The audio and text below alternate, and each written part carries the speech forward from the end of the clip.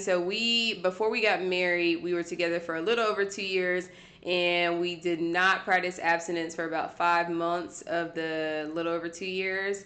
And for me, I was the one, I would think it's safe to say, that was convicted of practicing abstinence. Yeah, remember we kind of we kind of clearly stated that.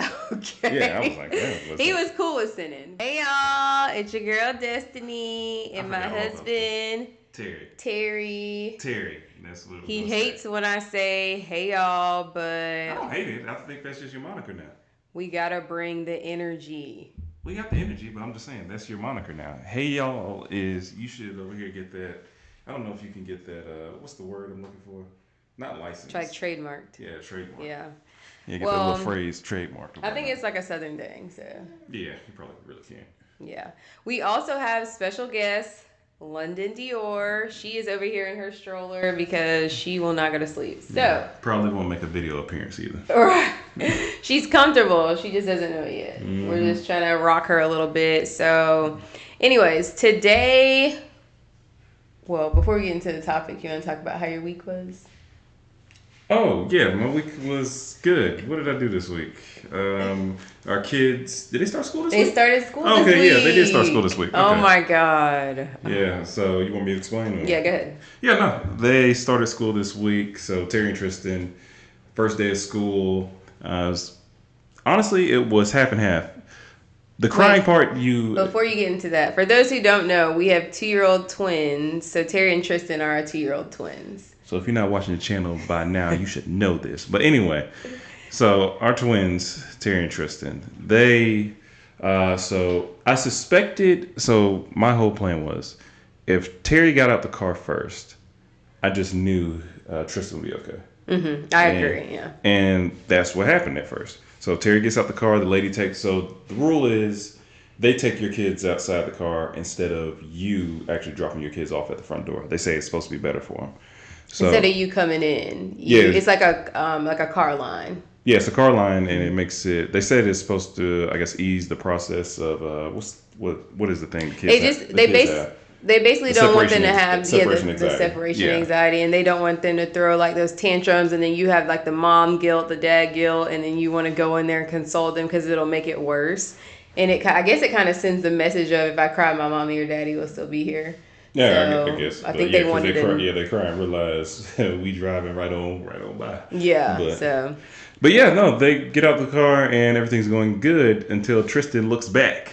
Mm-hmm. He saw us drive off. And look back and see that door shut. Yeah, and he was like, wait a minute now. Yeah, then he tried, you could see him because he expected us to follow right behind him. And when we didn't, that's when he got upset. Yeah, but Terry acted like we've been bothering him all our lives. Mm-hmm. Yeah, he was excited to go like, y'all leaving? Bye. And then when we picked him up, Tristan threw like about a 10-minute tantrum, I would say. So Tristan threw a tantrum, but we videoed it just so we could have it. Then we realized he threw a tantrum because Terry was kicking him in the back of the head. Mm-hmm. And he was a little upset before that though, because he refused to get in his seat. Yeah, so I don't think it would have escalated to that level though. If his brother wouldn't have kicked him in the head. Yeah, but once he got kicked in the back of the head, I'm pretty sure Tristan, that's what set him off. Yeah, no, I agree. Yeah, so he threw like a 10-minute tantrum. And then we also felt like he was hungry too. Like we felt like, that's true. Yeah, they had snack, but they don't eat lunch because they're only there. They do like half days. It's really like 3.5 hours. Right? Mm-hmm. Yeah, so I think that he was really hungry. And anytime he gets really hungry, he throws like those crazy tantrums. Yeah, and the thing is they can't really tell us right now what exactly they need. Mm-hmm. They'll do it in spurts, but it just depends on basically the day, to be honest with you. Mm-hmm. And I don't think he understands the feeling of hunger. Like if I say eat, he'll say eat, or sometimes he'll say eat. But I think he feels discomfort, but he doesn't know. I think he can't express what it is. Yeah, because I think he knows what the feeling is. He just can't tell us what it is. No, I agree. Yeah. So his stomach over here eating him up inside, and can't do nothing. Yeah. No, I think he's definitely like, what is this feeling? So we decided from here on out that we're going to bring them snacks and stuff. We have like a whole routine. So long story short, Wednesday and two of the days because Wednesday and Friday is. Yeah, they do Monday, Wednesday, Friday. So Wednesday and Friday they did great. We had snacks on the pickup, so that way as soon as they get in the car, give them a hug and give them snacks and stuff, and they did great. Yeah, but the drop off was good too. Because, the drop off was great too. Because this time when Tristan gets out of the car, Terry again did not care. But when Tristan gets out of the car, he went with the lady, so it gave us a good amount of hope that the school was treating him right, because if it was somewhere he didn't want to be, it would be pretty obvious that he wouldn't want to go again. Yeah. But obviously he had a lot of fun that day and probably didn't know how to let us know that he had a bunch of fun, but that was his way of letting us know. Yeah, no, I agree. It made us feel like comfort in knowing that especially Tristan, he's having a good time if he wants to go back. If he wasn't having a good time, he'd be like, I do not want to go back to this place. So the fact that they both got out of the car and they're like, okay, cool, that made us feel better. Yeah, because they would be kicking and screaming as soon as that lady would have tried to reach him. They'd try to kick that lady in the face. Yeah, and what I love about it is that they keep us updated and stuff, but I think that was probably our highlight of our week, because just making sure that everything's structured. I'm one of those moms that's like, I have to have everything in line. I have to be super organized. That's like my thing. He looks at me like I'm crazy, but I have to I clean the entire house. I was about to say that. I organized the entire house. I did everything because I feel like when you're starting something new, like everything has to be structured in an order, and when it's not structured in an order, it's just a no for me. All we just needed was the clothes out in the morning. That's all. I bought new calendars to put on the fridge. Color coordinated everything. That could have been in the phone.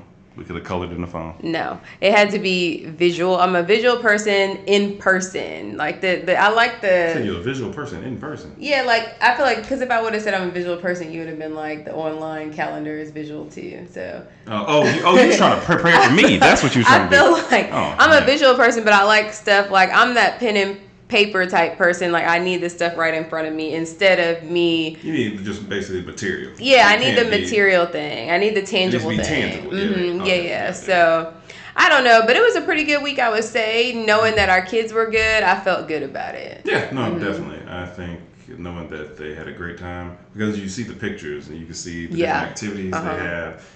Every day they go, it's not the same thing, and I think they can tell too. So that's the good part about it. Yeah, no, I agree. Looks like our girl is sleeping. There we go. But that was perfect timing. So, all right, y'all. So, what I wanted to talk about, what we want to talk about, my husband just don't know it yet, is the topic of abstinence. I feel like God has put on my heart to keep doing these YouTube videos, and I've really put it off, which I don't know why I do that. But anyways. We're not about to start now, are we? No. I always put it off, and I felt like he told me he wanted me to talk about this topic, and so I want to talk about abstinence today and what that looks like, especially for people who are trying to practice abstinence. It's like nobody really knows what that looks like. We didn't know what that looked like. My husband knew what it looked like, but he wasn't interested. So it's just kind of like trying to figure out what that looks like, especially in the year of 2024, because now everything's so easily accessible, and it's just like nobody really wants to practice abstinence. Sex is everywhere. Well, sex has always been everywhere, so what does that mean? But I feel like now it's like you got the social media thing that's out of control. You got like, it's not just like on the streets with the prostitutes and stuff like that. You got like. Well, I think they just, because if you think about it, it just wasn't as broadcasted now, because social media highlights everything. That's true. But if you think about it, back then,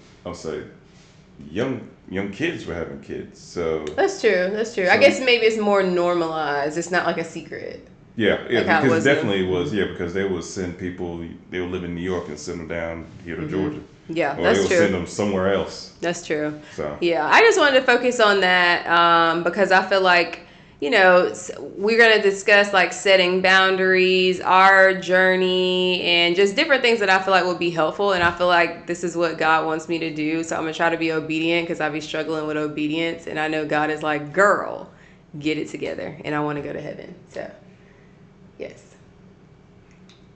As the host, I don't think you could just pause like that. And you were looking at me, so I didn't know if you had anything to say. Because I'm paying attention to the conversation. That's what all right, y'all. So I put my notes in my phone so I can stay on topic. So, introduction. So, what is abstinence? You want a definition? I want to create it. I'm going to read y'all a definition just in case, because you never know. You don't want to assume that everybody knows what this means. So basically, abstinence is refraining from sexual activity or other forms of physical intimacy. Any questions about the definition? Oh, no, I didn't realize that's what abstinence was.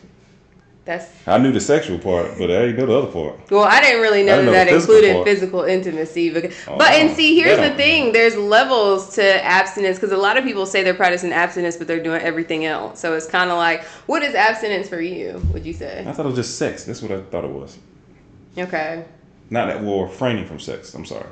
Okay, but if we're talking about a godly standpoint, do you think God would be okay with you doing everything else but have sex? Oh, you're talking about from a godly standpoint? Do you think God would be happy? Well, I'm talking about, so like, what are we talking about? Because like a kiss on the cheek, is that not? Like, I'm just asking you. Just what are your thoughts? What is considered abstinence to you? I'm gonna say. Is that about to be a storm, yeah, Lord? Yeah, I'm supposed to thunder today. Okay, what is abstinence for you? Refraining from sex. I'm pretty sure I'd like to get that for 500. Okay, so sex just sex is the other thing. Yeah, like intercourse. That's what I'm talking about. Okay. So for me, I would say if I'm saying I'm abstinent. Well. Okay. Wait. We're talking about in a sexual nature, right? Yeah. Okay. I'm just making sure. Yeah. If I'm saying that I'm abstinent for God's sake, then I would say that means that I don't need to be doing anything other than that. Other than what? I mean, I'm sorry. I don't need to you ain't explain anything. I don't need to be having sex or anything that could lead to that. So, and I guess we'll get into it a little bit more when we talk about like boundaries and stuff. But basically, no pregame. Yeah, because I think all that stuff leads to something else. So, see, the devil's trying to work because it's a storm. I don't want the internet to stop working or anything like that. Somebody got just struck down. They don't say the right thing. Okay, but that's not what it felt like though. Because as soon as I said that, but I just feel like anything that will lead you to have sex. Whether that be if you feel like kissing is going to make you end up with having sex, then you don't need to be kissing. Or anything else that you feel like will lead you to having sex. Because, I mean, most stuff don't just stop right there. I would say that mean, if I'm saying I'm practicing abstinence, that would mean that I need to not do really anything else that could lead to that. If you're being for real and if you feel like you can't, I mean, there's boundaries. What would you say to people that say you're married now and you're talking about something that you don't have to go through anymore? I would say, yeah, I agree. But I also feel like, no, I'm not going through it now, but we went through it. So I think that we still would be qualified. And I feel like you don't have to go through everything to qualify to talk about it. Do you think? Pretty sure it helps. It helps, but it's not I feel like it should be a prerequisite. That'd be like somebody telling you how to cook who's never cooked before. But I don't think that's true. They're reading the menu offline, but they're telling you how to cook. Because and you know the ingredients are just a base ingredient, not you need some extra salt or some extra sugar or something. But I feel like you can still just think about, like I did addiction counseling. I wasn't addicted to, like I did drug counseling. I wasn't addicted to drugs. Yeah, but we both agree and say the person who was addicted to drugs giving an addiction counseling class probably would know a lot more of how it feels. I agree. Yeah, so that's what I'm saying. You can relate more, but I don't think it disqualifies you. Just like I feel like a single person can give a married person advice on being married. Or do they know what it's like to be married? No, but I feel like they still can give you good advice on certain situations. I don't know about that. Yeah, because I feel like you would need to be a part of the situation in some shape or form. Because you being single and giving me married advice, I'm looking at you sideways because what do you know? In certain situations, I'm like, what are you telling me? What what are you telling me about? I don't want to get too deep in this because you know what? I think that's a good topic. What? Single people giving married advice, or would you take advice from a single person being married? You here trying to think about another topic? Yeah, that's a juicy topic. What is going on? Okay, let's stick to scripts. Okay, so reasons for practicing abstinence for me, if we want to look at the Bible, 1 Corinthians 6:18 says, "Don't be immoral in matters of sex. That is a sin against your own body in a way that no other sin is." And there's several different scriptures about not having sex in case anybody wanted. What was that last part they said again? I just need the last part. That is a sin against your own body in a way that no other sin is. Oh, that's kind of crazy right there. I didn't even read that part of the scripture. Yeah, so you will practice abstinence and skipping scriptures. Right, clearly. So I think that is deep because that alone is kind of like, ooh, Lord. And do you have anything else you want to add to that part, or you want to just leave that there? You are the host. I'm asking. You're my co-host. Is there anything else you wanted to add, or you want me to move on? I don't even know the topics. You didn't even give me the sheet. Anyways, I got nothing. He is so annoying. I'm over here in the blind. Why is it important to me? So for me, one thing I wanted to share is why it was important for me to practice abstinence, because like I already shared, I wanted to practice abstinence. My husband didn't really want to practice abstinence. He kind of could take it or leave it. Yeah, he was okay with doing whatever I wanted to do. I think. Yeah, I think that's the best way to put it. Yeah. So yeah, I want to make sure I say it like that because I don't want y'all to think that he was like pressuring me or anything like that. No, I ain't pressure you. Okay, why did you have to think about it? That was a dramatic pause. I was just giving a view or something. No, he didn't pressure me. He supported me either way, I would say. He supported me either way. But for me, why it was important to practice abstinence in our relationship is because I felt like when I met him, I felt like this was something different. I felt like this was my husband. I felt like God gave me a sign. I'm about to ask you another question now. No, I felt like God gave me a sign in the beginning about... I prayed a specific prayer about... Well, I prayed a couple of specific prayers, but I'll only share one. One was... if this man is not my husband, take him away. And I felt like he was still there. And I was very specific. So my next question is, now, I think what people have, people not necessarily practicing abstinence, but let's just say everyday relationships and whatnot.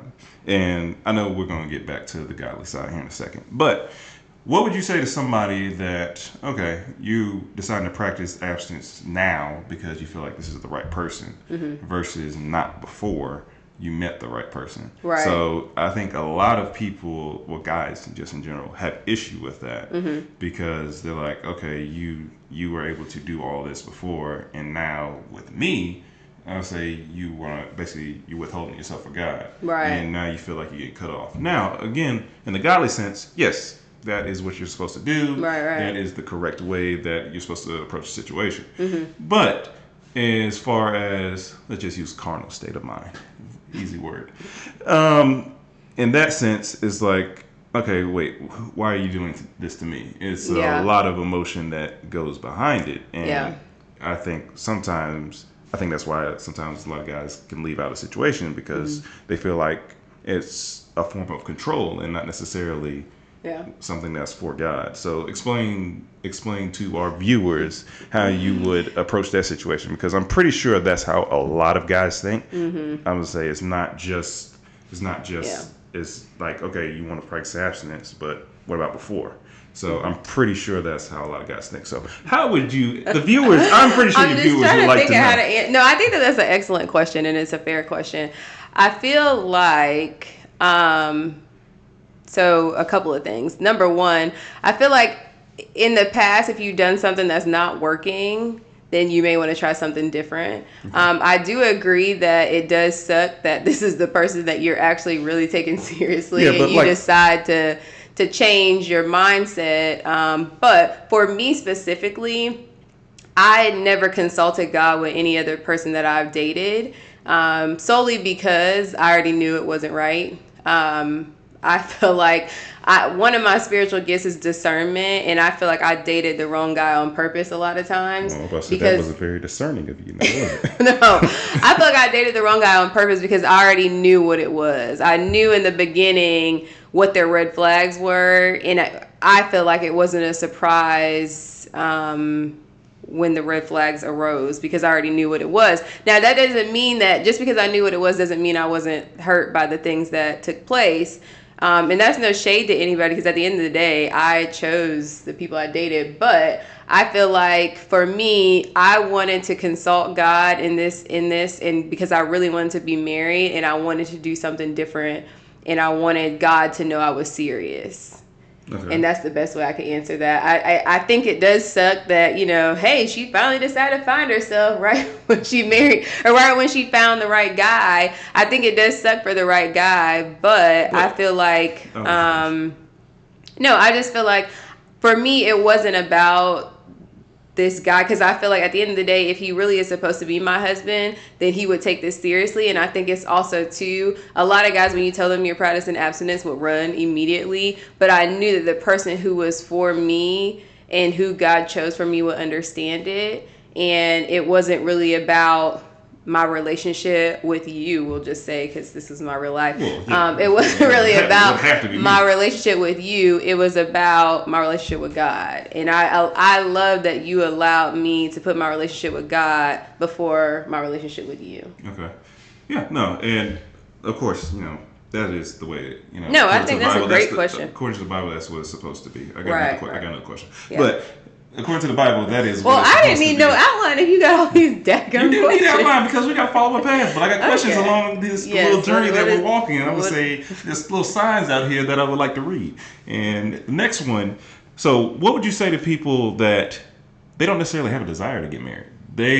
Their desire is to find someone, and maybe because, and I know you'll get into it a little bit later, but we got married in a little over 2 years. Mm-hmm. A lot of people, that's not the case. Right. And I would say some people there could be in a relationship 5, 6, some people 10 years. What are you doing? But but in that instance, you have certain people who they're in a relationship for a long time, and sexual chemistry is real. It's not something that necessarily goes away. Usually, you're attracted to the person that, you're with in some sort of action, whether that's physically, that's emotionally, that can be spiritually as well. But in some sort of connection, you're attracted to this person. Right. So, say this the is man a long question. I know, What is going on? I know, I might have stopped rambling for a second. I'm like, I can't All right. I got ADD. What is going on? All right, let's shorten this up. Okay. Please. What do you say to somebody that's in a 5 or 6 year relationship and they want to practice abstinence and they're unsure? They really like this person, but they're unsure about how the relationship will go if they start. So they've been together for 5, 6 years and they want to start practicing abstinence now? And they're scared they'll lose the person that they're dating. Yeah, but probably easier way. Probably need to cut that part out. I think that for me, personally, I feel like if a person doesn't want to be with you because you want to practice abstinence, I just don't feel like that's the person that you need to be with. Just me personally, is that somebody who puts God first? Because if you're putting God first, in my opinion, this is just me and just looking at the Bible and who I am today, because who I am today, 33 years old, I probably would have answered this question a lot differently when you first met me, I'm sure. But I feel like knowing what I know now, if you're in a relationship for 5 to 6 years, which I don't agree with having 5 to 6 year relationships, because like my mom always said, those are your fine years. Why are you wasting 5 to 6 years on somebody who's not trying to marry you? But that's a whole nother topic. You could have met at 18. Yeah, now if you met young, that's different. But I'm talking about if you met older. But a lot of times that's people's situation. They met young.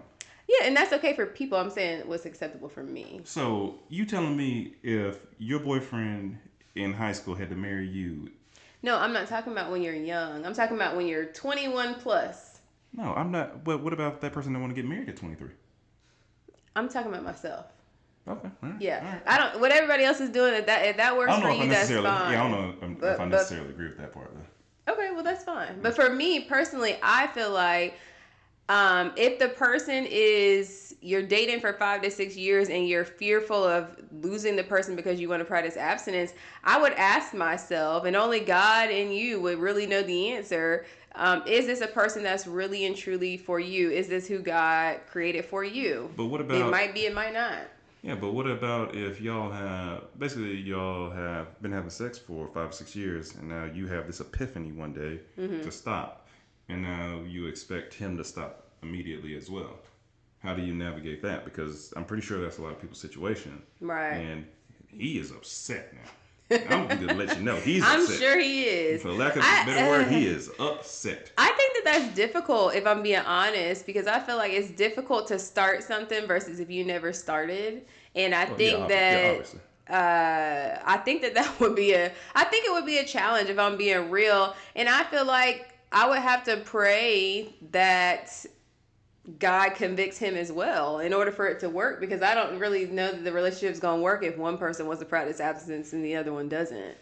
I would hope that you guys are on a spiritual journey together with God and y'all really talk to God about helping you through that, because I feel like that's something that you're not going to be able to fight with your flesh. You're going to have to fight that with the word of God. Yeah. If we're being honest. Yeah, I know. So I really don't have. These are just questions that I know that people have because it's real life scenarios. So people are going. No, that's legit. And I would ask myself if I was in that situation. I appreciate you answering or asking that question, because I think that that's real. I think if I was in that situation, just me personally, I would ask myself if this person, and I would ask God too, if this person is not willing to practice abstinence with me now that I'm convicted, then is this person really the person for me? And if you've been with them for 5 to 6 years, so you could always ask yourself, hey, I don't want to practice, I want to practice abstinence till we're married, if that is something you want. And if they're serious about you, which, I mean, they should be 5 to 6 years after knowing you, and I'm not talking about somebody that's teenage, I'm talking about grown people. What's that movie with Paula Patton? Jump in the Broom. Yeah. But if that's... Didn't they do something similar? Mm-hmm. I think they did practice abstinence. Yeah. Mm-hmm. But I would ask myself, hey, are you ready to get married? Because, I mean, 5 to 6 years later, what are we doing? Yeah. So I think that's the real... Because ultimately, if you're practicing abstinence, there's nobody that I know that's practiced abstinence and dated for 5 years. Typically, when you're practicing abstinence, it expedites the whole process. I don't know everybody in the world, but I will say... I don't know of anybody who's practicing abstinence for 5 to 6 years. I'm not going to say it's not happening, because I'm sure there are some people out there. I'm pretty sure there's some people practicing abstinence for 20 years. Okay, but then I would ask myself, is that intentional? Oh, yeah. Or is that by choice? Yeah, they haven't found nobody yet. Exactly. So that's a little bit different. I'm talking about people who are in a committed relationship and practicing abstinence for 5 to 6 years. I personally don't know anybody. I'm not going to say it's not happening, because maybe they have some real serious discipline, but I feel like when you're practicing abstinence, it expedites the process of marriage. Now, as a guy, I'm just going to be a little messy. Now, what about they decide to practice abstinence with you, but not somebody else? And that's what I'm saying. Mm-hmm. So you're not somebody is getting so basically somebody's getting cut off. Whether I just don't feel, because I feel like abstinence expedites stuff, and if you're honestly and truly practicing abstinence, I don't feel like 5 years is something that you would make. Whether that means that you're doing it together or apart. So, quick question: How deep do you want to go? Because I'm about to ask a question, but I don't know how safe this is, or do we need to keep it PG? I need to. You can ask the question, Lord. Okay. I'm a little nervous. Oh, okay. No, I need to ask. So, how deep? Because I think our definitions by how we answered it about abstinence is different, clearly different. Mm-hmm. Because I'm just thinking sexual intercourse. I think you said anything that has to deal with leading towards it. Mm-hmm. And I think the Bible just said basically anything. So, right. So these are answers by the flesh, which honestly, for me, just so we're clear, that what the Bible says is correct. I mean, we can sit here and say how we wish we coulda, woulda, shoulda. I just want to make sure we're not steering anybody the wrong way. Yeah, I'm trying to make sure I say that part. Yeah. And if I forget that part, I'm sorry. But yeah, because the Bible definitely, you want to live by the Bible, mm-hmm. and it's the word that's been in circulation for thousands of years at the point. So. Yeah, but I think that the definition that we've always been taught is that abstinence means not having sex. I don't think in school they ever went to... I think that's the definition we want it to have. Right. I don't know if that's the actual definition, because the definition you just clearly read kind of says something similar to what the Bible said. Right. But I think the definition that we want to hear is the sex part. Yeah. Intercourse. And that's what they taught you in school. Abstinence, practice abstinence, don't have sex. It's just, they never went into what that looks like. I'm about to ignore all them conversations. Well, think I I'm listened sure to them. everybody did. That's why. Yeah, I was I don't even remember them talking about it. To be honest with you. Yeah, no, it was very quick, but you were gonna say something. I'm sorry. I think I already said everything I needed to say. Oh, okay. You can Okay. go on, my gracious host. Okay.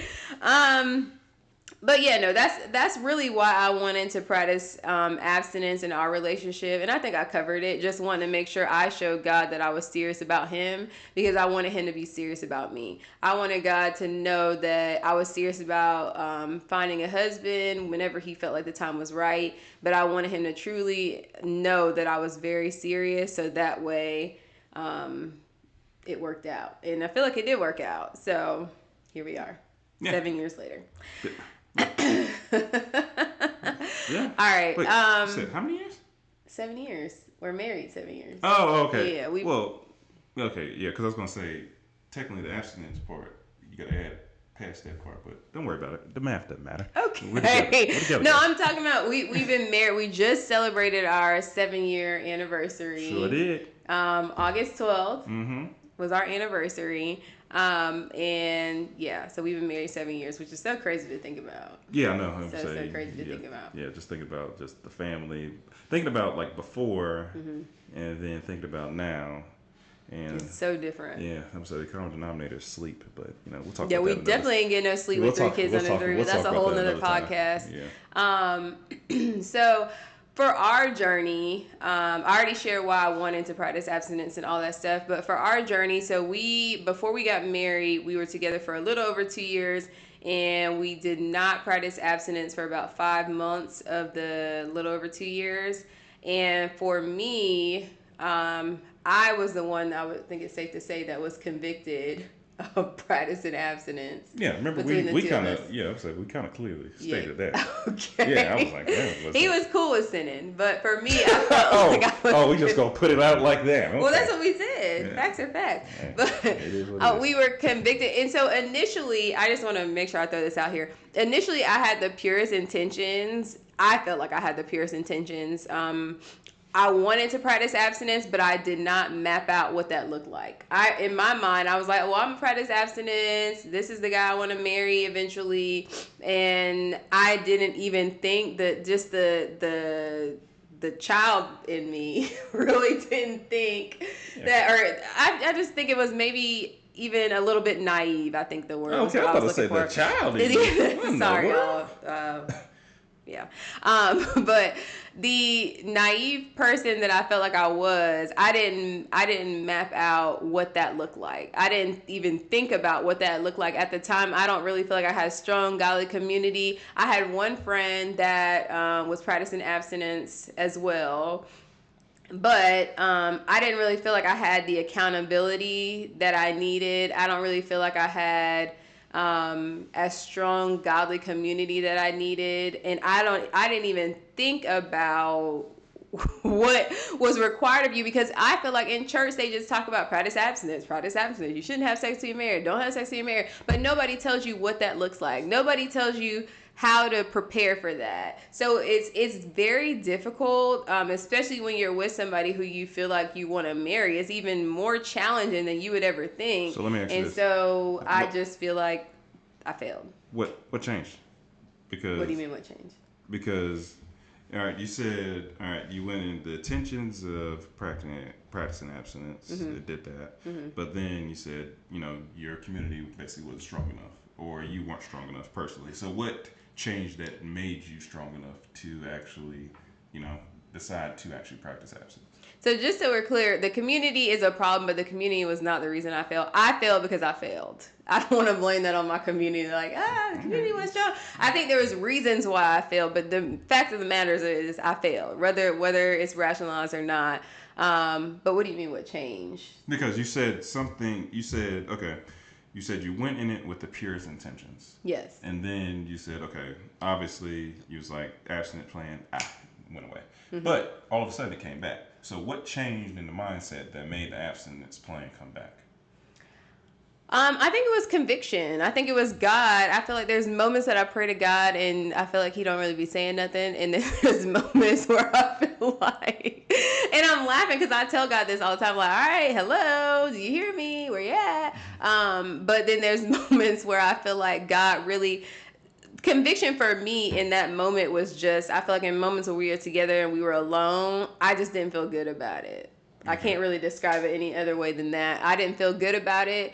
I'm just playing. I'm just joking. You know how the best way I could describe it is, you know how like when you're a kid and you're doing something you know that your parents told you a million times that you ain't got no business doing, and you still are you're doing it anyway, and you know that they can like walk in any moment and you already know that consequence ain't gonna be worth it. So that's how I felt. Like I felt like obviously God can see you at any moment, all throughout the day, 24/7. So I just felt like no. Like I just felt like I was just, I don't know. I just felt like I was gonna get a whooping from God.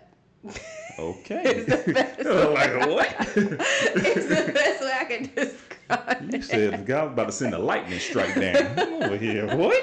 I just feel like God was just like, Destiny, no, like get yourself together. This is not what we discussed. Okay. And so for me, that was the reason and why I realized, okay, I have to take this seriously. But at the time, just looking back, knowing what I know now, I didn't have, like I said, I only had one friend that was practicing abstinence. I had godly communities scattered about, and I didn't really, I didn't plan this out. I didn't think this through. So what would you say to people that would say that you practice abstinence only to get married? What would you say to that? That I practice abstinence only to get married? Yeah, no, that's because that's the end goal of the relationship, to get married. So what would you say to that? Because I'm pretty sure people's situations, they're like, okay, you're only doing this, so I propose to you, or you're only doing this, so you get a ring, and then we have the marriage. And then what also, I'll ask that first, and then I'll go to my next. So I would say hashtag facts. I was trying to get a ring. I was very clear about that. I wanted to be married. I don't think there's any. One thing about me, which you know. Yeah, it's like not a hidden question. No, I know. But one thing, because they don't know me, you know me. But one thing about me, I'm very like, this is what it is. I told him in the beginning that I was looking for a husband. I wanted to be married. I was very clear about that in the very beginning. It's my ability to choose at that time if I want the same thing. Right. Yeah, so and I felt like that's what I was asking. We were on the same page as far as like when I told him I was looking for a husband, and I was looking to date seriously, he wasn't like, oh my God, let me run. Like he was on the same page, and so I feel like it just flowed. I think some guys are like, yeah, let's see if she's serious. Yeah, but and maybe is that how you felt? You didn't know if I was serious or not? No. I'm just asking. No, okay. I was like, no. Okay. Well, but yeah, no, I don't feel like I practice abstinence solely to marry. I think that I wanted to get married regardless, but I practiced abstinence because I wanted God to bless the marriage. I think that whether I was practicing abstinence or not, I mean, clearly we failed for 5 months, and I still am married, so I don't think that stopped me from getting married necessarily. I think if we weren't practicing abstinence, we still would have got married. Yeah. Might not have been as soon. I don't know, because I mean he's the one that had to propose, but I just feel like my end goal was being married, whether I practice abstinence or not. But I wanted God to know that I was serious about him, like I said before, and I wanted him to bless the marriage. And I think that when you make sacrifices for him, that he blesses. Now I'm about to get even a little bit more real. So, well, she's over here so scared about that question right now. What is he about to say? Jesus. Because I wasn't given a script, so I can go. He wasn't.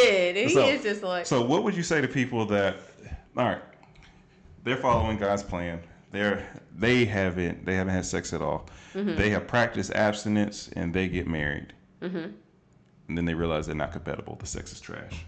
You're shaking the camera. I am. I'm sorry. Okay. Yeah. I was saying. They get married, they have sex, they realize it's trash. They're not compatible. Okay. What would you say to that situation? Because they feel at this point, I've been with this person, and we can use our length of time, 2.5 years. Mm-hmm. I get married, I'm gonna say wedding night. I'm gonna say the sparks aren't flying. The room not shaking. Okay, dude. Nothing's happening. I am done. Nothing's happening. Okay. So what do you say to that person who now feels like they've been trapped in a marriage? Not you trapped. Yeah, well, it could be on. And it could be on either side. It could be on the woman's side or the man's side. I'm like, you feel like you're trapped now because. And what would you say to that person? I feel like. I have an answer, but I'm just. Well, I feel like. Well, number one, I feel like you should pray about it because I pray about everything. And number two, I feel like practice makes perfect. I don't think that God promised when you practice abstinence that your sex life would be great. That's nowhere in the scripture. Mm-hmm. But I do think that just like anything, like marriage, like your work life, like being a parent, practice makes perfect. I didn't wake up and was a great mom. Like it's just like I had to practice to be that. So just in life in general, whether it's sex, whether it's anything, I think that you have to work towards that. So yes, if you're on your wedding night, if it was trash, okay, cool. On our wedding night, fortunately enough, we had experience because, like I said, we failed for 5 months, so we don't have that story. Oh yeah, was that too soon? I'm not talking about us. But no, I'm just saying. Oh. I'm just saying we can't relate, is what I was saying. Oh, okay. I was like, what is going on? But I think that practice makes perfect, and I think that when you if that's your story and you're getting married or your wedding night and you feel like the sex is trash, I think that you're married now, so you can practice as much as you want to make it what you want it to be. But I think you got to communicate. You got to try to figure it out, pray about it, and then you also there's like sex therapists out there. There's all kind of different resources that you can use to try to figure things out. But I think that in this world, we live in such an immediate world that everybody wants immediate satisfaction. And if it don't make you happy one day, then it's just you ready to go. And it's just like, I mean, in marriage, everything is practice. I mean, you have to practice being selfless every day. You have to practice dying to your flesh and serving the other person. Everything is practice patience. Practice not getting sleep. Not getting sleep.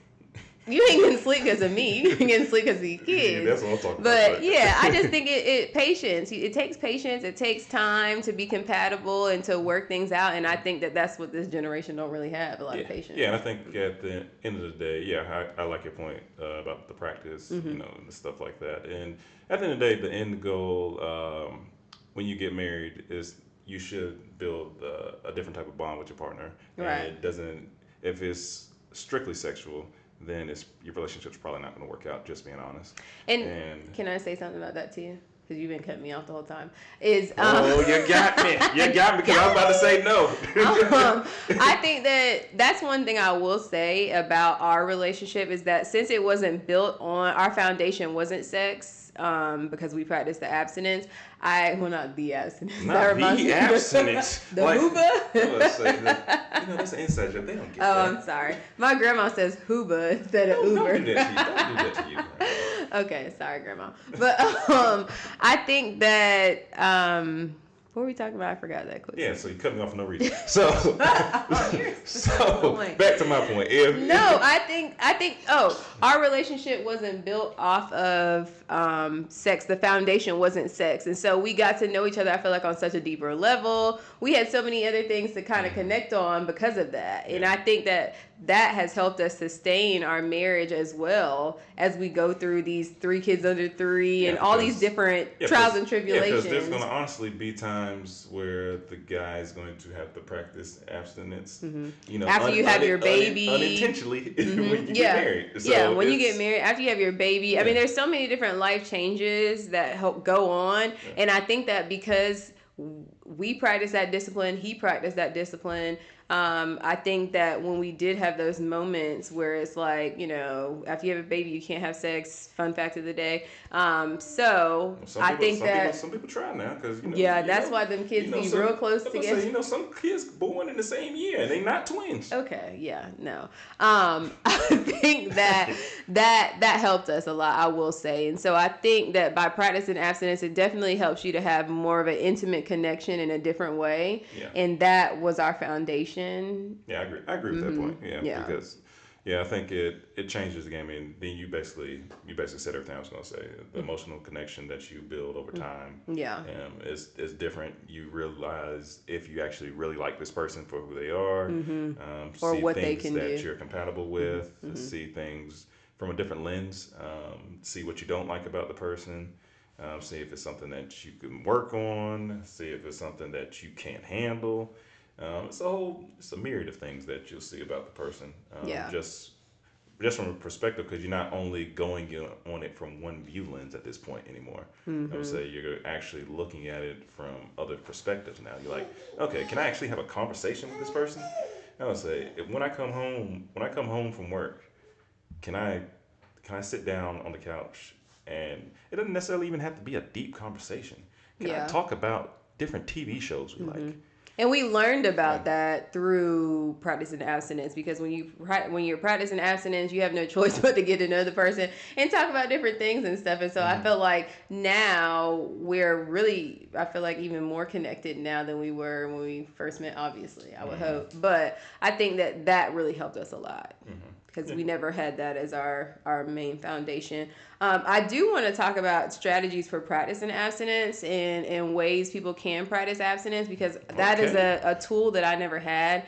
And how are we on time? No, we're good. Okay.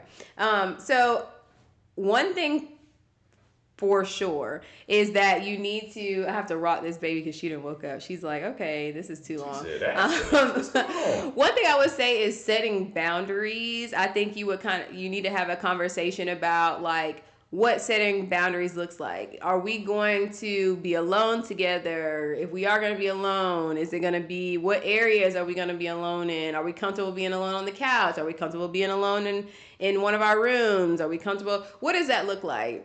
And one person is typically going to be stronger than the other person. Yes. So yeah. I think that's where now both of you weak it's not going to work. Yeah, somebody's got to take one for the team. Somebody and has to be the strong person. It would be nice for both people to be the strong person, but Yeah. somebody has to be the strong person, because if not, it's not going to work. Yeah, and that brings me into setting those personal limits and trying to figure out like what are those boundaries, what are those limits. So where are we just gonna kiss and that's just gonna be it, or do we just not kiss and just leave it alone? I don't know, but I'm saying what you just read sound like you can't even kiss. Right, it does sound. Yeah. And I didn't even read that definition before we decided to practice that. Had I read it, I would have really been convicted. You give him a pound and be like, "I ain't dog." Fist bump. Yeah, I'll see you. Man. Right. Yeah. No, I agree. Yeah, but no, it's kind of it's eye opener right there. That verse is definitely different. What verse was that again? That was 1 Corinthians 6:18. Okay. Okay, so he made me lose my place. I had to scroll back up. All right, establishing those personal limits and definitely communicating what that looks like. We're gonna set boundaries. We're gonna establish what those limitations are. What are we gonna? You're actually gonna follow them, because you gotta follow them. You can say everything you want, but if you're gonna just knock down the door, it's not gonna matter. Yeah. You have to follow them, and you have to make yourself follow them. And then focusing on your personal goals. So like we said, for me, God convicted me a lot. And so I had to focus on me specifically. I had to focus on my relationship with God. And I would think about that any moment that I felt like I was tempted. Yeah. And I think that kind of, that stops things pretty quickly. I think thinking about God before you're about to do something he ain't gonna like is definitely like a moment of clarity. And I think in a more practical sense, if this is something that you are going to do, actually having somebody, you mentioned it kind of that was going to be one of my points too. Somebody to hold you accountable. Yes. Because if you don't tell anybody, then it's a secret from everybody. So yeah, and that's just for me. Like I didn't really tell people. I actually told people we were having sex later on.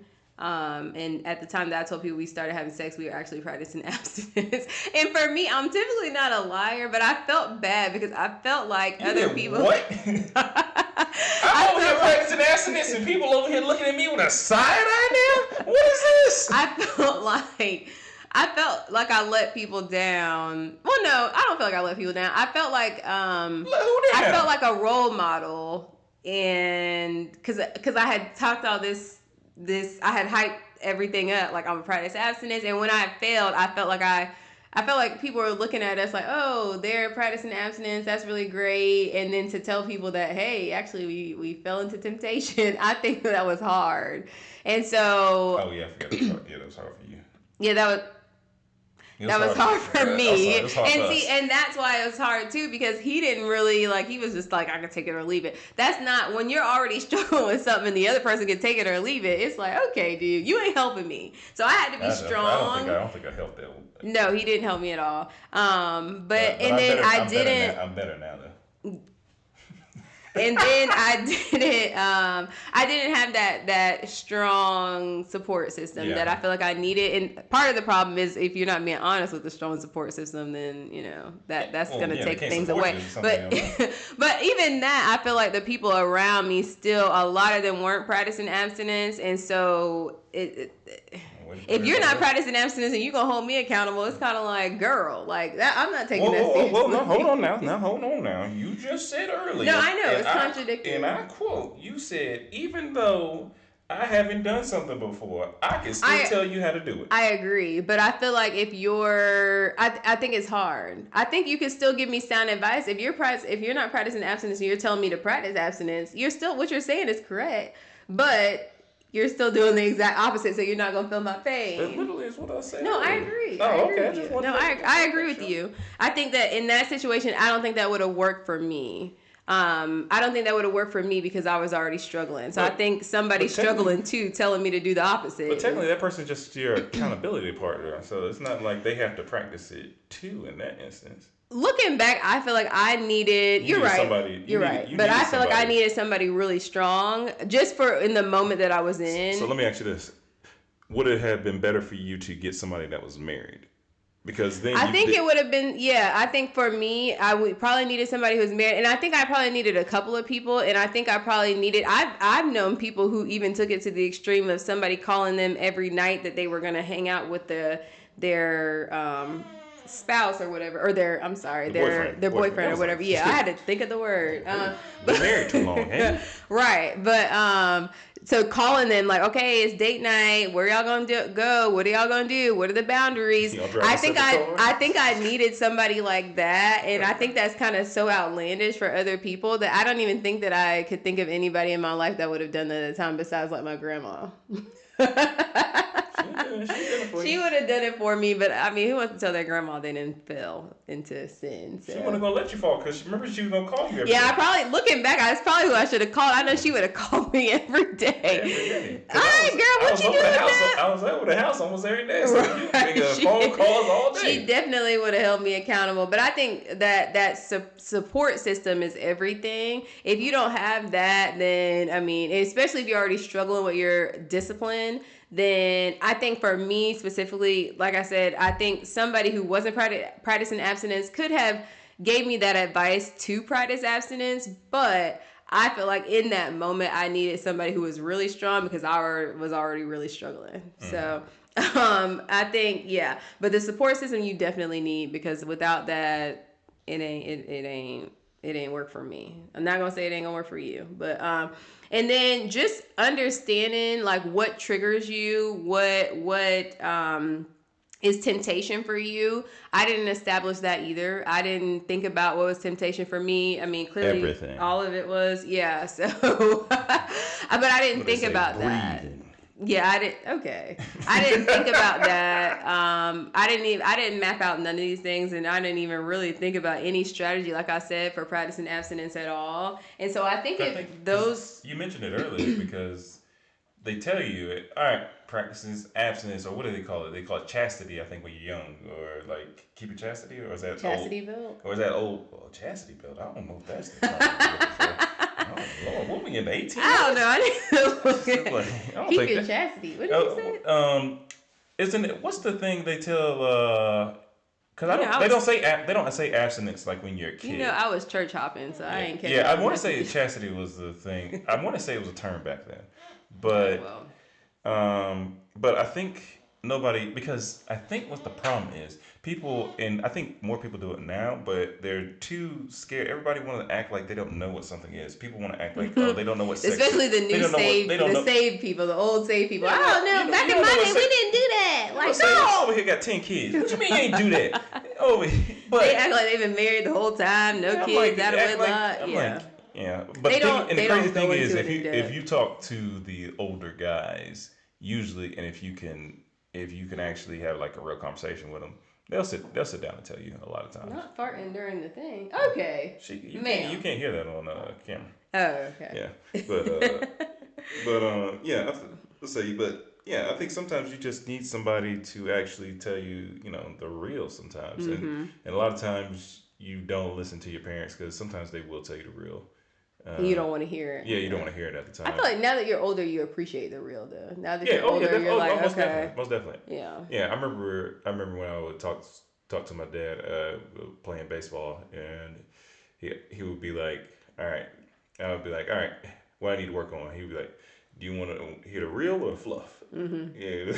I think that's what I'm gonna ask our kids. Do you want me to tell you the truth or you want me to lie to you? Because but then they're obviously gonna say, "Tell me the truth." Okay. But I remember one time I asked them after he told me the truth. I was like, "Oh, okay. So what was the fluff?" Yeah, so he had nothing prepared. No, he had something prepared. Oh, okay. Yeah, my dad's quick on his feet. He is. Yeah. So yeah. But it's I think sometimes people don't just keep it all the way honest with you, and I think that's part of the problem. I agree. Because like people are really going through like certain situations, and they're looking for a way to combat those situations any way they can, and you have people like, oh, okay, all you have to do is read your Bible and you can be saved and you can practice abstinence. It's not that easy. It really isn't.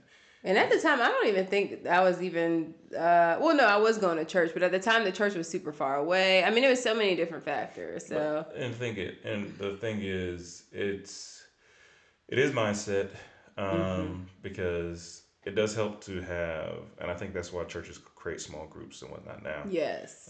Just so you can hopefully find a community that you actually like and get together with those people, whether that's weekly, bi-weekly, however.